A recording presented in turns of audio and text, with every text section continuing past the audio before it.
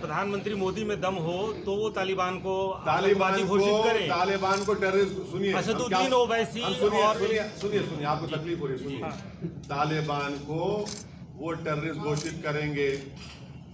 आप हमसे सवाल कर रहे हैं ना, आप घोषित करिए ना। सीमांचल और पूरे बिहार की तरफ से जनाबे बैरिस्टर असदुद्दीन ओवैसी साहब का इस्तकबाल करते हैं। और चूँकि जनाब वाला का एक ख़ास फंक्शन में आने का इत्तेफाक हुआ, ऐसे मौके से मैंने ज़रूरी समझा बिहार में एमआईएम के खादिम होने के नतीजे से कि मैं प्रेस से सर को रूबरू कराऊं और आप लोगों का जो तकाजा रहता है अक्सर कि आएँ तो बात कराएं, तो समझा कि इज्तिमाई तौर पर आप लोगों से बात हो जाए। मैं इस वक्त हमारे लिए ये खुशी की बात है कि एमआईएम जो बिहार में इलेक्शन लड़ी और 5 नशिस्तों पर कामयाब हुई है, ये पहला मौका है जब हमारे कौमी सदर जनाब बैरिस्टर असदुद्दीन साहब हमारे दरमियान में तशरीफ़ लाए हैं। और इस दरमियान में एमआईएम ने बिहार के उस इलाके को जिसे हम सीमांचल के नाम से जानते हैं, सीमांचल के पिछड़ेपन के निदान के लिए जो कोशिश की है और 5 अरकान असम्बली में जिस मजबूती के साथ सीमांचल के मसाइल को उठाया है, ये मौका था कि हम उसका तज़किरा करते। हम लोगों ने 5 लोगों ने सीमांचल के मुद्दों को उठाया, वहाँ के पिछड़ेपन, वहाँ के डेवलपमेंट की बात कही है। साथ ही सीमांचल में वहाँ सैलाब, कटाव, नदियों पर पुल, महानंदा पर पुल की तामीर, अलीगढ़ यूनिवर्सिटी के कैंपस, पूर्णिया को उपराजधानी, पूर्णिया में एयरपोर्ट, पूर्णिया में हाई कोर्ट के बेंच, इन तमाम तर मसाइल को हम लोगों ने मजबूती से असम्बली में उठाया है, जिसके गवाह आप भी होंगे।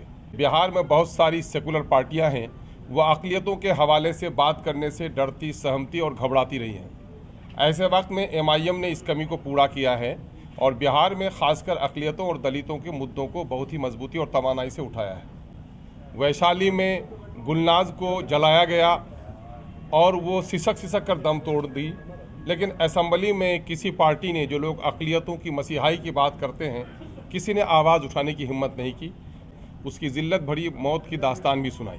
साथ ही आपने ये भी देखा होगा कि पिछले दिनों समस्तीपुर में सनोबर के साथ भी वो सलूक किया गया, मॉब लिंचिंग हुई, और उसके ख़िलाफ़ भी मैं समझता हूँ कि एमआईएम ने बड़ी जिम्मेदारी के साथ अपने ज़िम्मेदारी को अदा किया है। दलितों पर, अक़लियतों पर, किसी जाति पर जुल्म हो, हम लोग इंसाफ की लड़ाई लड़ रहे हैं। मोदी की सरकार में दम है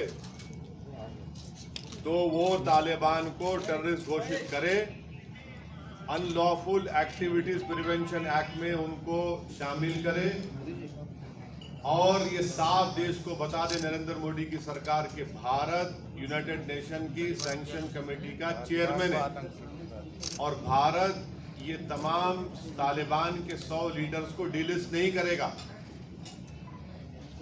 डिलिस्ट, उनको एश्योरेंस दे मुल्क को। और आपने वाजपेयी जी की सरकार, मनमोहन सिंह की सरकार, नरेंद्र मोदी की घोषणा मत भारत के 35,000 करोड़ रुपए खर्चा किए गए अफगानिस्तान में, फिर ये कैसे आ गया? ये कौन जिम्मेदार है इसका? आप बताइए ना इन चीजों को।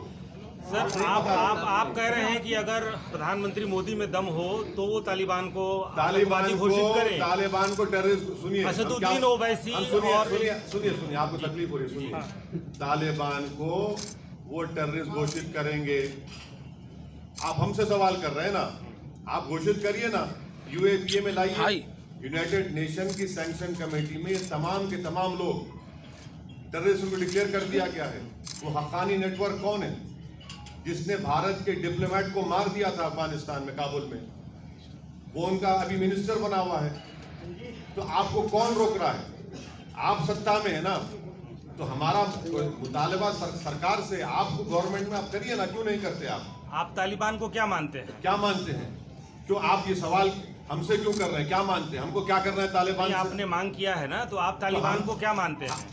आप आतंकवादी मानते हैं? सरकार से हम पूछ रहे हैं, हमारी सरकार से हम पूछ रहे हैं कि आप उनको, यूनाइटेड नेशन ने उनको तो आतंकवादी कह दिया, उनके लीडर्स को। आपने अब तक उनको यूएपीए में लिस्ट में क्यों नहीं डाला फिर? और ये इनके जो ये रिकॉर्डिंग कंपनी के जूक बॉक्स हैं, बकवास करते रहते हैं, बकवास। अरे तुम्हारी सरकार को बोलो ना जाके।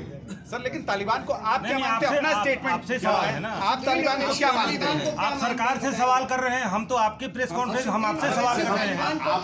आपने हमसे पूछा कि किसी बीजेपी के नेता ने तालिबान के बारे में हमसे ये कहा है हमारे बारे में। अरे भाई, क्या हर मुसलमान इनको तालिबान नजर आता है क्या? आपकी तालिबान को क्या मानते हैं? तालिबान को हम शुरू से कह रहे हैं, 2013 से मैंने पार्लियामेंट में स्पीच कहा, 2015 में कहा, 2016 में कहा, और 2000 जब ये CAA का बिल पास हुआ था, मैंने कहा ये बहुत बड़ी स्ट्रेटेजिक गलती कर रहे हैं आप। तालिबान आएगा, आप इसको CAA के कानून को आप रिलीजियस न्यूट्रल बनाइए। और बनाने क्या स्पीच सुनिए जाके पार्लियामेंट में हमारी। हमने कहा कि कल आपको ताजिक को, हजारा को, उज़्बेक को, तुर्कमेन को आप भारत में सिटीजनशिप दे पाएंगे? अफगानिस्तान में आ रहे हैं वो लोग। आपने अपना स्ट्रेटेजिक बहुत बड़ा ब्लंडर कर दिया वहां पर। ये आपने क्या?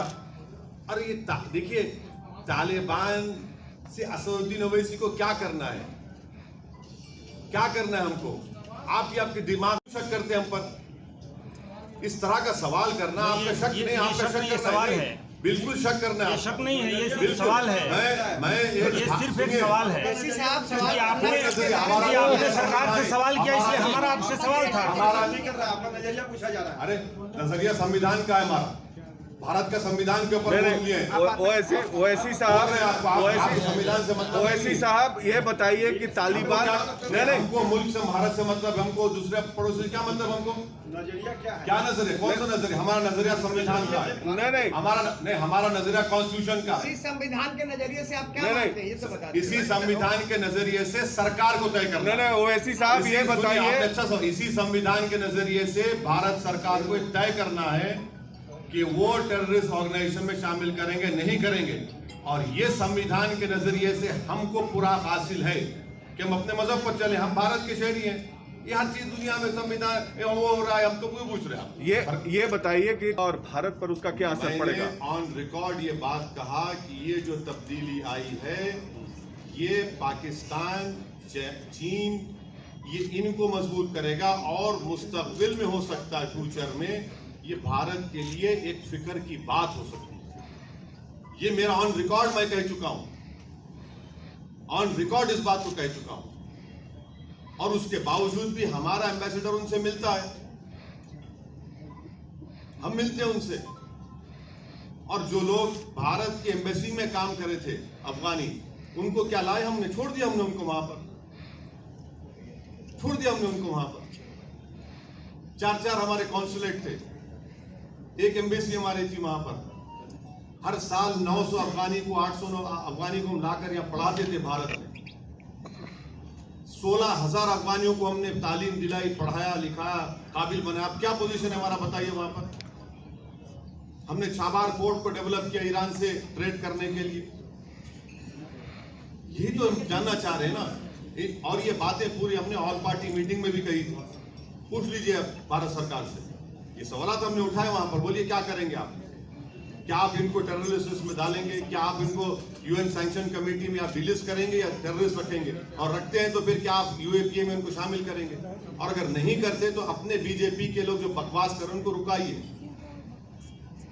यहां पर ये सवाल उठता है ना, तो सरकार से हर आदमी जाके बोल रहा है, जो इनके खिलाफ है उसको खड़े होकर शुरू हो जाते हैं।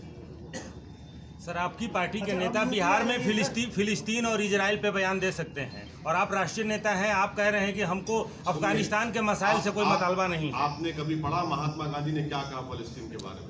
आपने पढ़ा कभी? नहीं, आपने कहा कि अफगानिस्तान के मसाइल से मेरा कोई मुतालबा नहीं है। आपको इतना दर्द क्यों रहा है पेट में? सुन तो लीजिए ना, सवाल आपसे बहस करना चाहे तो आ जाइए, डिबेट कर लेते हैं। आप जर्नलिस्ट से सवाल किया ना, जवाब सुनिए। सर, नेताओं को पेट में दर्द होता है, हम तो सिर्फ सवाल करते हैं। नहीं, हम तो सिर्फ सवाल कर रहे हैं। हमको नहीं होता, हम बहुत तो फिर हमको होता है, तो हमको थोड़ी ना होता है। हम सिर्फ सवाल कर रहे हैं। सवाल करिए, जवाब भी। नेताओं का काम है दर्द नेताओं का काम जवाब देना है और आपका काम सुनना है पत्रकारों को, बहस से करना नहीं है। बताइए, यूनाइटेड नेशन के रेजोल्यूशन है फलस्तीन के ऊपर कि इजराइल काबिज है वहां पर? है ही नहीं है। यूनाइटेड नेशन के भारत हमेशा से फलस्तीन को तायीद, इसमें उसमें फर्क है नहीं है। हमने तायीद की फलस्तीन की, हमेशा हमारा मौक़िफ़ रहा।